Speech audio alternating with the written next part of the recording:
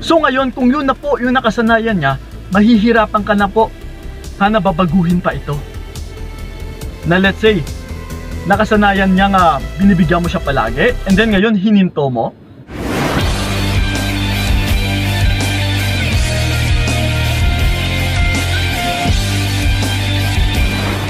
Yun, what's up? Ayan, kamusta mga utol, and then welcome sa video na ito.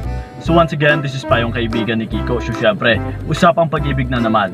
Dahil ito, dagdagan ko na naman ang inyong mga kaalaman. Kasi ito ha, ang magiging topic natin sa video na ito is do this kapag nagbago siya ng pakitungo sa'yo. Okay? So ito mga utol, tatalakayin natin kung ano yung meron sa mga partner ninyo kung bakit sila nagbabago. Nagbabago ng pakikitungo, na kung minsan is nasasabi ninyo na sa umpisa lang talaga masaya, or sa umpisa lang talaga sila nagpapakita ng gilas. Okay? So ito po, hihimay-himayin natin para mabigyan din kayo ng idea kung ano yung mga dapat ninyong gawin. Okay?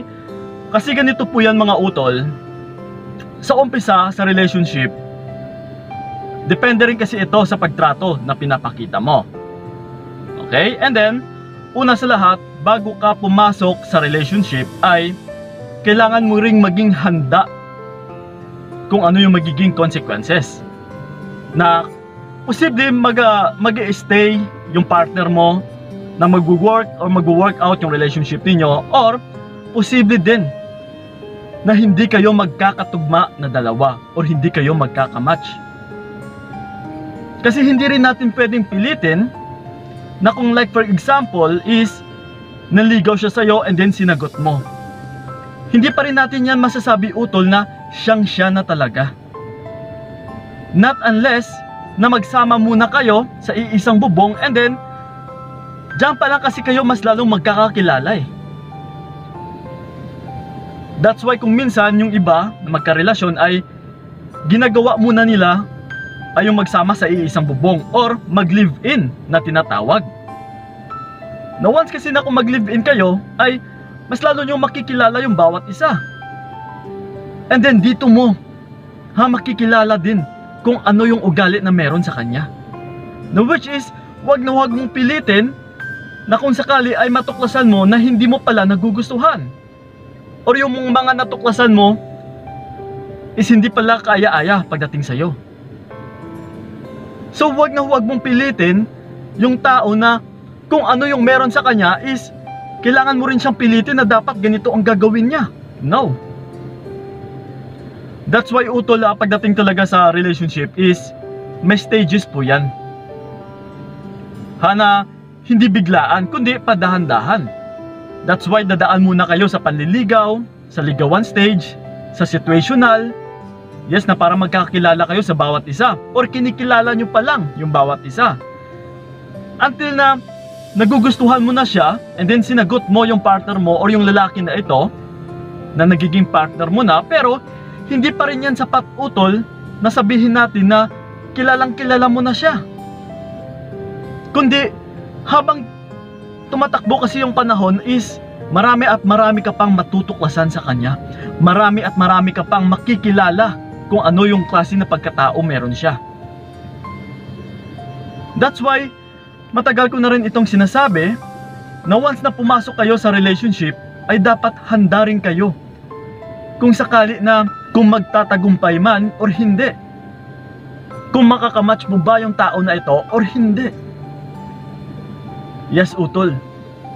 So again, kung magsasama man kayo, that's why dito talaga natin masasabi na nasa umpisa lang talaga masaya. Yes, kasi sa umpisa is hindi nyo pa nakikilala yung bawat isa. Hindi mo pa nakikita yung bad sides na meron sa kanya. Yes, same thing na rin sa kanya or pagdating sa kanya utol. Hindi niya pa nakikita yung mga bad sides mo. So, ngayon masaya talaga kayong dalawa kapag ganito. Na which is yung mga bawat pinapakita ninyo is moving forward. Nagpapakitang gila sa bawat isa. And then ito ngayon, once na patagal ng patagal na makikilala nyo na yung bawat isa, so syempre wala ka nang hahagilapin. Ibig sabihin is wala lang challenge. And then, lalong-lalo na kapag nagkakakilala kayo na hindi pala pasok yung standards na hinahanap-hanap ng bawat isa. Yes, hindi ka pasok sa standards niya, and then, same thing na rin pagdating sa'yo. Hindi rin pala siya pasok sa standards mo. So, wag po nating pilitin yung situation talaga.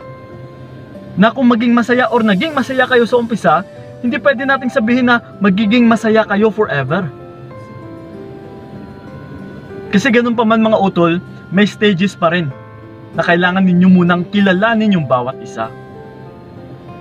So kailangan ninyong tanggapin na kung sakali na wait lang, parang hindi kami magkakatugma. Yes, naghanap siya ng ibang babae, nagiging salawaan siya. Ibig sabihin hindi pa siya satisfied sa akin. So kailangan mo itong tanggapin. Hana, hindi ikaw yung karapat-dapat para sa kanya. So wag mong ipilit yung sarili mo sa kanya. Kailangan mo nang lumayo or kailangan mo nang ilayo yung sarili mo utol. Na teka lang, parang hindi tayo magkakatugma. Sige, kailangan na natin itong ihinto para makapag-move on na tayo. Para makapag-hanap na rin tayo na kung sino yung magiging kamatch natin. Yes, yun po talaga yung katotohanan. Pagdating sa larangan ng pag-iibigan, may stages po yan utol. So kailangan mo itong tanggapin at saka paghandaan talaga. Huwag na huwag mong pilitin kung ano yung meron sa situation ninyo. Kung hindi man kayo magkakatugma, yes, acceptance is the key. Kailangan mo talaga itong tanggapin utol. And then ito, isa pa ito mga utol, lalong-lalo na pagdating sa pagtrato mo din sa kanya. Yes, lalong-lalo na instead na minamahal ka niya sa umpisa, is mawawala ito, mapapalitan na ikalalaki ng ulo niya. And then dito ka na maaabuso. Kapag tinrain mo siya or sinanay mo siya sa loob ng relationship ninyo, na bigay ng bigay ka sa kanya, na lahat ng mga kagustuhan niya is sinusunod mo, binibigay mo. So once na makasanayan ito ng partner mo, hahanap-hanapin niya ito utol, na kung sakali na hindi mo rin ito mabibigay balang araw, ay magagalit na siya sa'yo. Tsupera ka ng taong ito. Dahil yung love niya is napapalitan na mas lalong pinataas mo yung pride niya, na mas lalong mong binoost yung kanyang ego,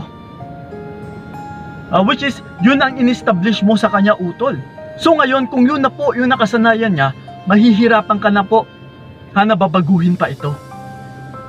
Na let's say nakasanayan niya nga binibigyan mo siya palagi, and then ngayon hininto mo, magagalit ito sa'yo, na mas lalo kang mahihirapan, na mas lalo lang kayong mag-aaway na.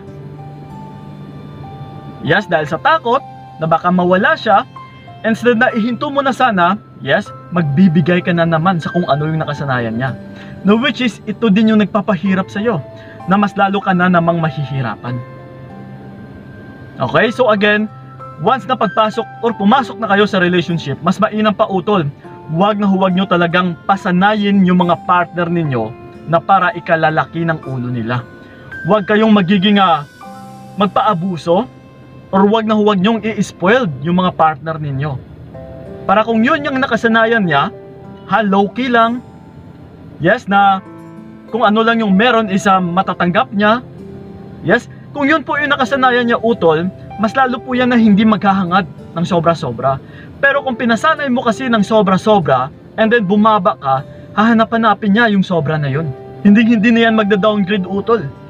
Hahanap-hanapin niya pa yung kung saan mas ikalalamang mo pa sa mga binibigay mo sa kanya or sa mga pinapakita mo sa kanya. So again, mas lalo ka lang po mahihirapan sa ganitong gawain. So ang mas mainam mong gawin talaga utol is, kung ano lang yung meron is yun lang muna. Huwag kang bigay ng todo, or huwag kang magbigay ng sobra-sobra. And then, kailangan is bago ka pumasok sa relationship ay paghandaan mo. Kung sakali na hindi man kayo magmamatch, maging handa ka na pwede kayong magkahiwalay and then move on. Okay? So yun lang po mga utulasan na nakatulong talaga yung video na ito. So maraming salamat po. Ingat po kayo ha. God bless and babuy! Binigay ko lahat para wala kang masabi, kaya